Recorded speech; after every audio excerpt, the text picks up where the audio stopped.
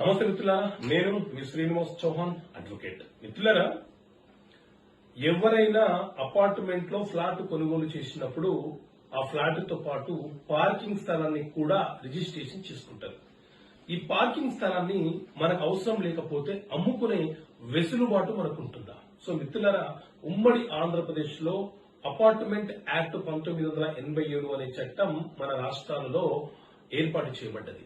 ఈ అపార్ట్మెంట్ల నిర్మాణం ఎలా ఉండాలి, వాటి నిర్వహణ ఎలా ఉండాలి అని చెప్పే చట్టమే ఈ చట్టం.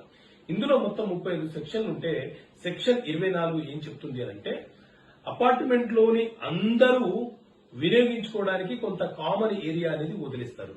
ఆ స్థలం కాకుండా ఒక్కొక్క ఫ్లాట్ వాళ్లకు కేటాయించి వారికి రిజిస్ట్రేషన్ చేసినటువంటి పార్కింగ్ స్థలం ఏదైతే ఉందో ఆ పార్కింగ్ స్థలాన్ని ఆ ఫ్లాట్ యజమాని ఎవరికైనా అద్దెకివ్వవచ్చు, లేదా తనకు అవసరం లేకపోతే వేరే వ్యక్తులకు కూడా ఆ పార్కింగ్ స్థలాన్ని అమ్ముకునే హక్కు అతనికి ఉంటుంది. ఎందుకంటే ఆ పార్కింగ్ స్థలానికి కూడా అతను యజమాని కాబట్టి, అతను అబ్సల్యూట్ ఓనర్ అవుతాడు. కాబట్టి ఆ పార్కింగ్ ని మూడో వ్యక్తికి అమ్ముకోవచ్చు, తన పక్క నైబర్ కి కూడా అమ్ముకోవచ్చు. ఎవరికైనా ట్రాన్స్ఫర్ చేసే రైట్స్ అతనికి ఉంటాయి. Okay friends, thank you.